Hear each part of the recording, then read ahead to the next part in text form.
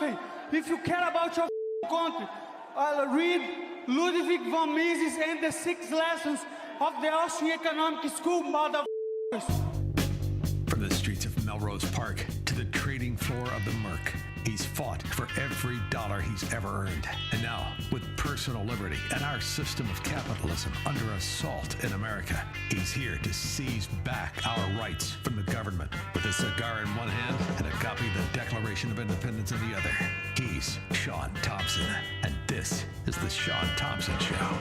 Some folks are born made to wave the flag. Ooh, they're red, white, some people exist and they survive and they portray themselves as victims. Others never settle and they insist on thriving. My next guest is one of those people. And when you look at his storied history, capitalist, successful person, author, broadcaster, media personality, radio, television, podcasting. But one of the things he does that I find most amazing is that he co-founded a nonprofit organization that supports more than 28,000 veterans across 240 facilities nationwide. He's the co-author of a new book, The Democrat Murder of America, Demagoguery in the First Degree. Dan Perkins, how are you? I'm fine. Thank you for inviting me.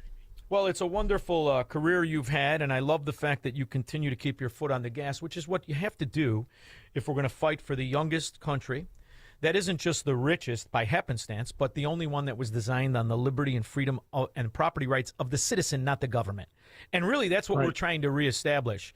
And when I'm assuming, I did not read your book, but the staggering failure, corruption, and financial crime that are Democrat areas, I love the title of it. Well, I think you have to throw in one more piece. All right. It's in the headline, murder. The Democratic Party, from its founding, has used murder and violence to intimidate people to do what they wanted them to do. Well, it's just like communism, Marxism, or socialism. It is theft, and in order to get people to comply, some of the people you're going to have to kill, aren't you? Yeah, and that intimidates other people. You know, after the Civil War, we had Reconstruction in the South. And there was a constitutional amendment that said if you served in the military as an officer or you were an officer in the legislature of the seceded states, you could not hold a public office, couldn't run.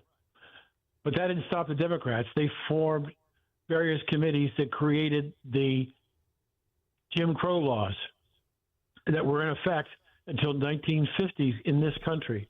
And in that period of time, almost 4,000 black men were hung in the South.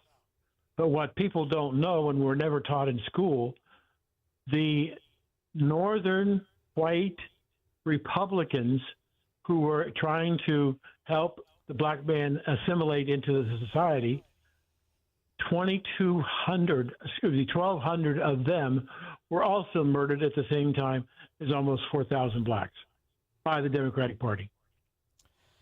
Yes, but yet it's still your fault, you blue-eyed white devil. That's the way it's spun today. And I'm wondering how you attribute the jujitsu of actual fact and history that we experience. I believe it's from a guy who likes big, ugly things, Barack Obama. I think that Barack Obama's so-called presidency is what set this country back generations of not progress, but of achievement, of civility, of Western civilization. What Barack Obama did is not just backdoor nationalize industries in our healthcare system.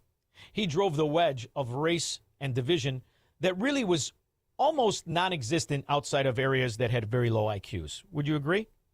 Yeah, and I think if you, and I'm not trying to be overly critical, if you look at the Obama Presidential Library building, you'll get a hint.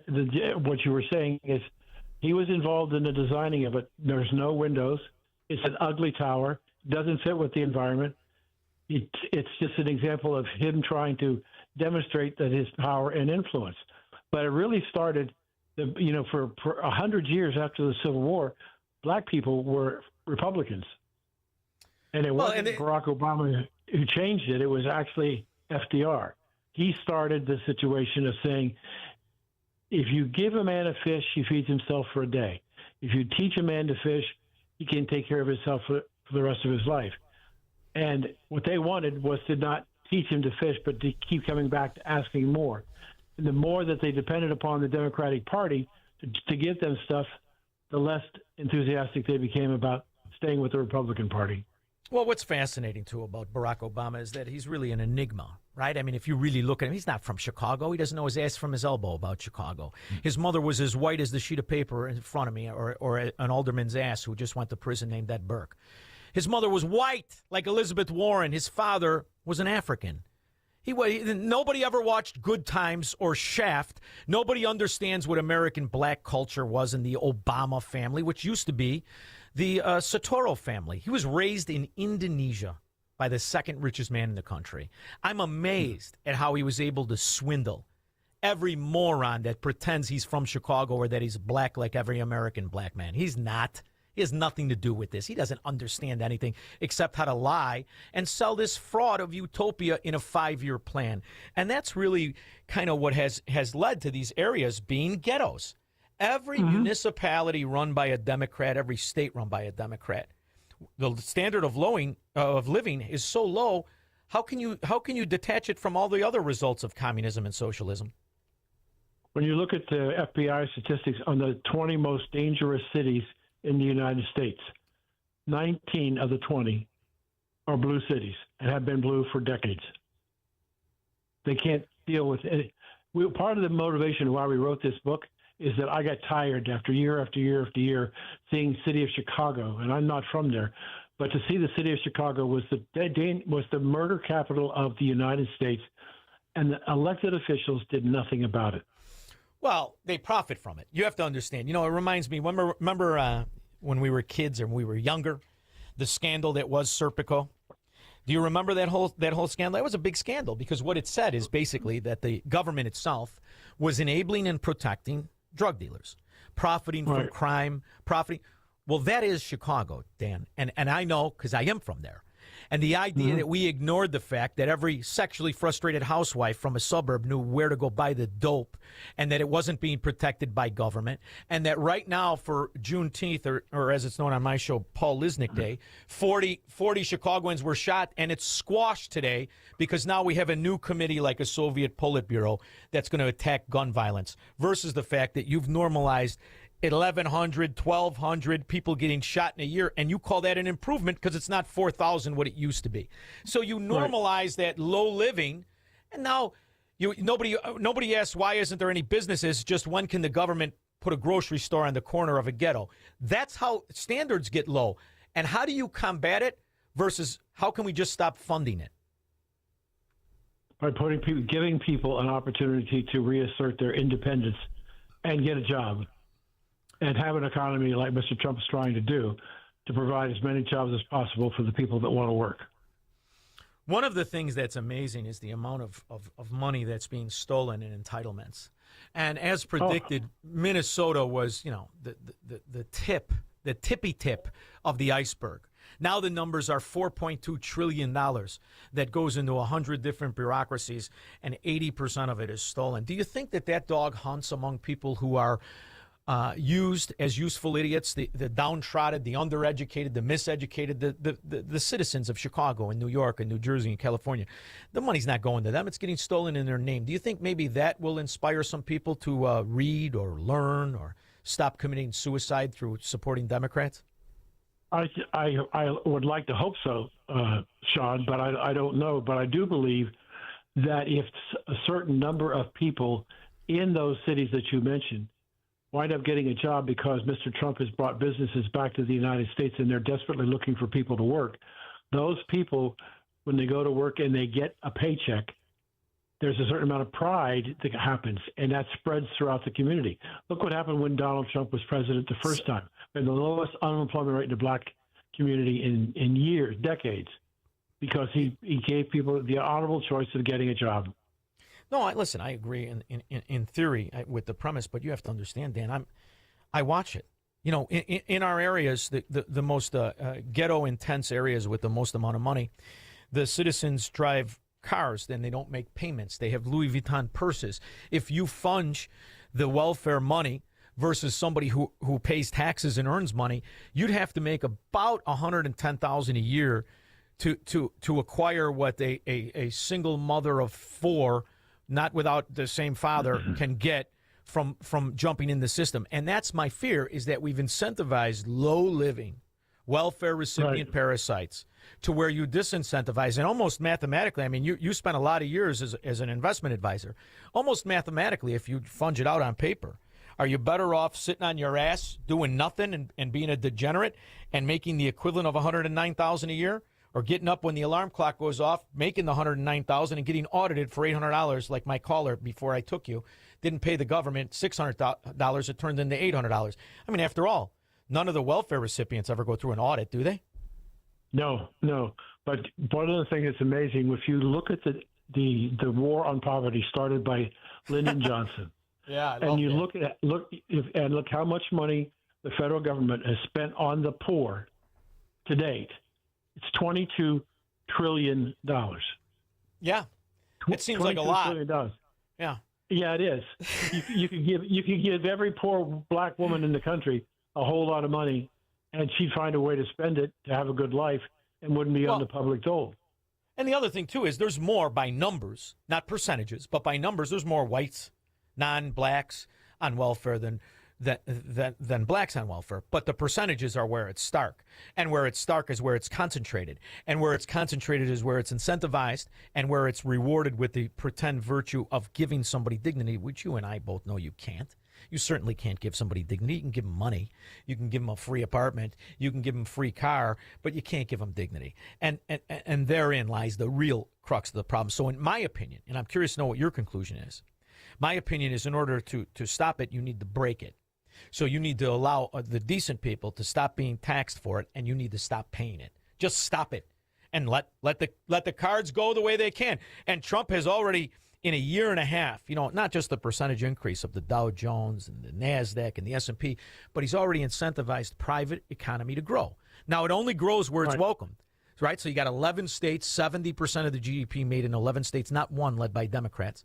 But that might be the solution. Stop funding all these bust-out degenerate states like my old one, and start to shut the money off so the good people can thrive.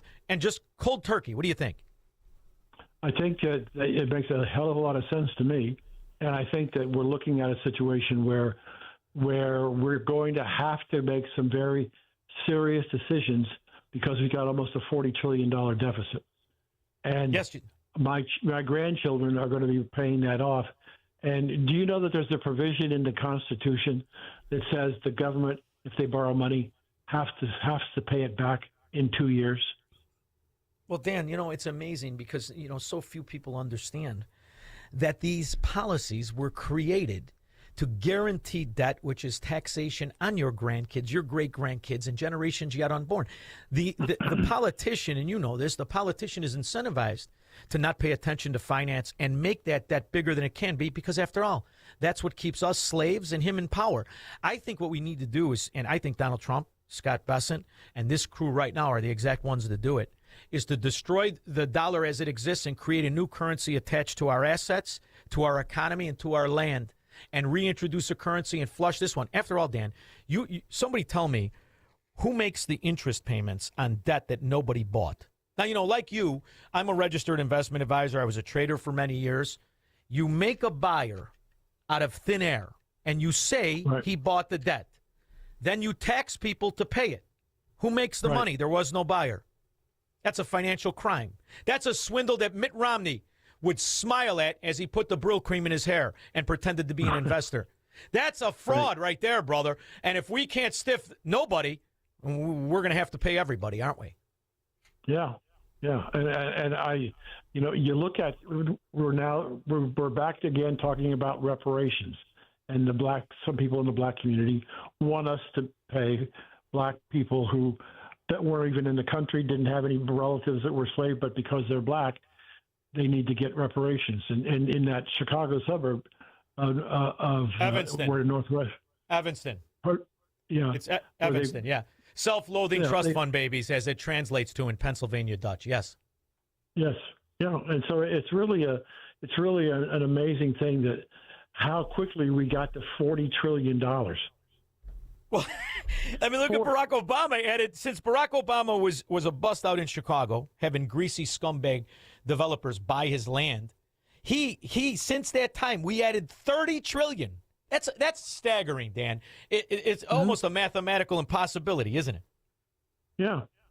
Well, look at Stacey Abrams in Atlanta. She had a 501c3 nonprofit organization, and it had $100 in cash. And in the last 90 days of Biden's administration, he sent her $3 billion to put in her nonprofit. Yeah. You think she would have hired a yoga instructor or perhaps a chef? Well, she cut a deal because every time she would dole money out to another nonprofit, she got a piece of the take. So she was in, no tenant pundit, but she was in Fat City because she was raking off a lot of money. And see, that's one of the reasons I really believe why they hate him so much, why they hate Donald Trump, because he's figured out all their schemes. And little by little, he's trying to shut them down. All but one. And I'll tell you what, I listen, I'm a huge fan. Okay. I mean, and I'm going to tell you something. He earned it. I didn't give it to him because, when you're from Chicago and in Chicago, he hired some scoundrel Democrats, Dan. He hired Ed Burke, the one I told you about, this big fat white ass. That guy went to prison. Mm-hmm. That's Ed Burke. That was Trump's lawyer. He hired the nine-finger Yakuza, Rahm Emanuel, gave him $50,000 when he ran for mayor. So I was very standoffish. But he earned my appreciation for him because he was a capitalist, right? And he really is a capitalist. Sometimes a little bit of a corporatist, but a capitalist. You know where he let me down, and I haven't touched upon it because I don't think you can ever make a deal with a cultist, an Islamo-Nazi. There's no such thing of making a deal with somebody who thinks it's the year 622 and the pedophile creator of the religion is going to deliver some sort of happiness in the afterlife.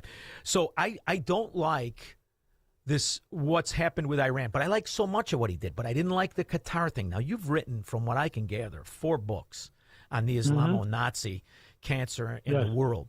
What do you think about that? How are you thinking? Because I know you're a big supporter, but is it a head fake? Is he not really buying it, knowing that he could say, well, they screwed me and I had to annihilate them?